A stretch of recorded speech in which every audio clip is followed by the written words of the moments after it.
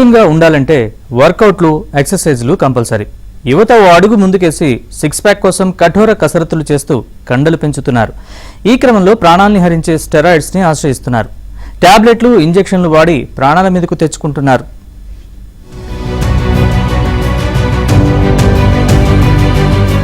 యువత కండల కోసం ఎన్ని కసరత్తులు చేసినా సిక్స్ ప్యాక్ అంత ఈజీ కాదు.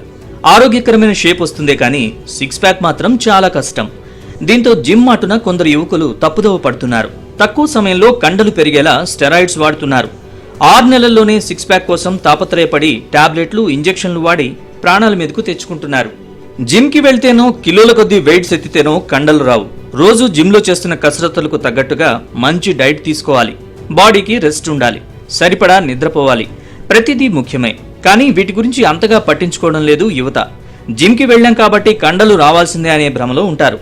విసుగుతో కొందరు 3 నెలల ముచ్చటగా జిమ్కి వెళ్లడం మానేస్తుంటే మరికొందరు తప్పుదారి పడుతున్నారు. ఏం చేసైనా సరే కండలు కంపల్సరీ అన్నట్లు భావిస్తున్నారు. సిక్స్ ప్యాక్కి టైం వాళ్ళ ఎక్సర్సైజ్ వాళ్ళ లైఫ్ స్టైల్ బట్టి ఉంటుందండి. Proper guidance, proper diet maintain చేయాలి. ఇంకొకటి ఏంటంటే వాళ్ళు ఏ లెవెల్లో ఉన్నారు అంటే వాళ్ళు ప్రీవియస్లో చేశారా లేదా, డైరెక్ట్ ఇప్పుడే స్టార్ట్ చేస్తున్నారా అని దాన్ని బట్టి వాళ్ళ బాడీ ఎలా రెస్పాండ్ అవుతుందని దాన్ని బట్టి వాళ్ళు వాళ్ళ గోల్కి రీచ్ అవుతాయి ముందుకు తీసుకెళ్ళడం మా పని ఉంటుందండి. ఎందుకంటే వాళ్ళకి షార్ట్ కట్ ఎప్పటికి కూడా సేఫ్ కాదు. దాన్ని బట్టి వాళ్ళని వీలైనంత వరకు first of all me life style, me diet, discipline, consistency ఇవన్నీ ఏంటంటే ఒక ప్రాపర్ ఆర్డర్లో తీసుకొని దెన్ ట్రాన్స్ఫర్మేషన్కి వెళ్ళగలం. కానీ డైరెక్ట్గా షార్ట్ కట్స్ని అయితే సజెస్ట్ చేయమండి. హార్మోన్ల ఇంజెక్షన్లకు, టాబ్లెట్లకు మార్కెట్లో మస్తు డిమాండ్ ఉంది. ప్రమాదం జరిగినా, అనారోగ్యంగా ఉన్నా మన శరీరంలోని ఏదైనా అవయవం అకస్మాత్తుగా పనిచేయడం ఆగిపోయినా స్టెరాయిడ్స్ కాపాడతాయంటారు ఎక్స్పర్ట్స్. అయితే కృత్రిమంగా తీసుకునే స్టెరాయిడ్లు మన శరీరంలో షుగర్ లెవెల్స్ని పెంచుతాయని, ఇది మధుమేహానికి కారణమవుతుందని డాక్టర్లు హెచ్చరిస్తున్నారు. కొన్ని స్టెరాయిడ్స్ అంటే పిల్లలకి వాళ్ళకి తెలియదు కదా, ట్రైనర్స్ కరెక్ట్ గైడ్ చేయాలి.